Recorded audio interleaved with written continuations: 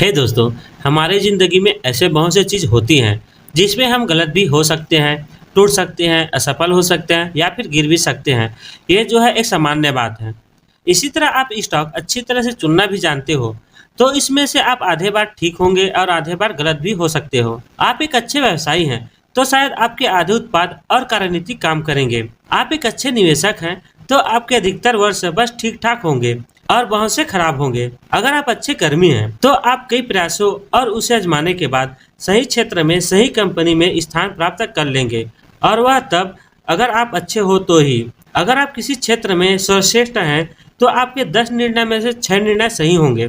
कुछ ऐसे भी क्षेत्र हैं जिसमें आपको हर बार निपुण होना आवश्यक है, जैसे कि विमान चलाने वाला। और फिर ऐसे भी क्षेत्र हैं जिसमें आपको कम से कम हर बार काफ़ी अच्छा होना ज़रूरी है, जैसे कि एक होटल के बावर्ची होता है।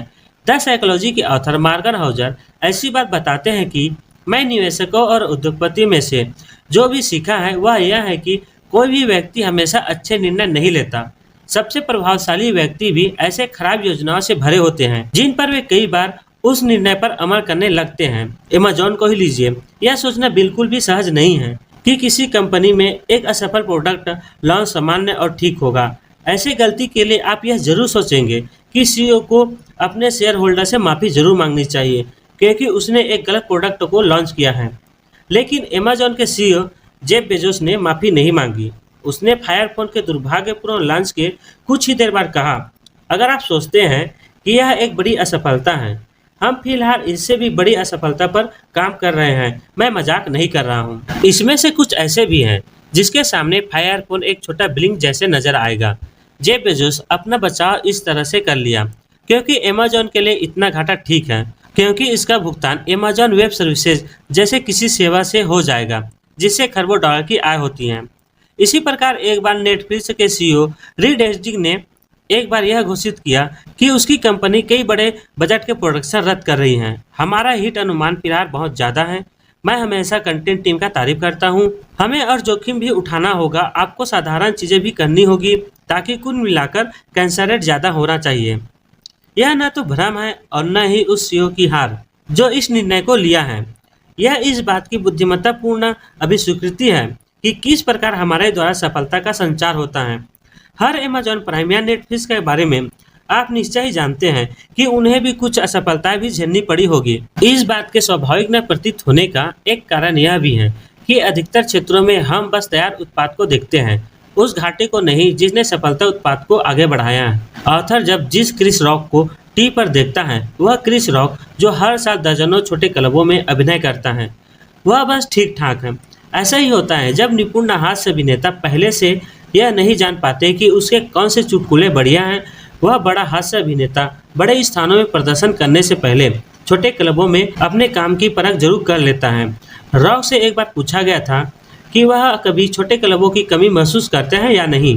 उन्होंने जवाब दिया, जब मैं कोई दौरा शुरू करता हूँ तो ऐसा नहीं है कि मैं सीधा मैदान में उतर जाऊँ।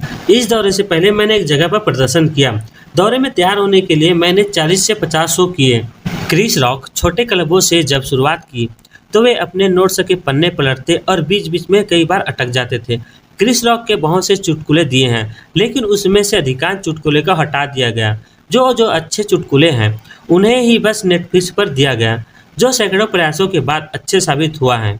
निवेश में भी कुछ ऐसा ही होता है।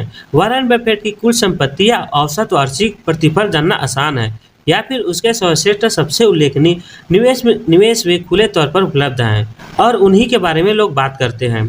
वॉरेन बफेट ने अपनी ज़िंदगी जो भी निवेश किया है उसका हिसाब लगाना बहुत कठिन है। कोई भी बेकार चयन, खराब व्यवसाय और बुरे अर्जन के बारे में बात नहीं करता। वॉरेन बफेट ने अपने जीवन में 400 से 500 स्टॉक रखे, लेकिन उसमें से सिर्फ 10 पर ही अपना अधिकांश पैसा कमाया। जब हम किसी प्रेरणास्रोत व्यक्ति की सफलताओं पर खास ध्यान देते हैं तो हम यह नज़रअंदाज कर देते हैं कि उसकी सफलता उसके कार्यों के एक छोटे प्रतिशत के कारण है। इस कारण हम अपनी खुद की असफलताओं, हानियों और मुसीबत के चलते ऐसा अनुभव करने लगते हैं कि हम कुछ गलत कर रहे हैं। लेकिन यह संभव है कि हम गलत हो या फिर लगभग सही, जैसे कि अक्सर विशेषज्ञ होते हैं। हो सकता है कि वे जब सही थे तो अधिक सही रहे हो, लेकिन यह भी हो सकता है कि वे उतने बार गलत भी हो रहे होंगे जितना आप गलत हो। यह महत्वपूर्ण नहीं है कि आप गलत हो या सही, बल्कि महत्वपूर्ण यह है कि जब आप सही हो तो आप कितना धन कमा रहे हो, और जब आप गलत हो तो कितना नुकसान उठा रहे हो। आप आधे से ज़्यादा बार गलत हो सकते हैं, तो भी आप समृद्धि प्राप्त कर सकते हैं। है दोस्तों, हमारा वीडियो पसंद आया हो तो हमारे चैनल को सब्सक्राइब करें, वीडियो को लाइक करें और अपने दोस्तों के साथ शेयर ज़रूर करें।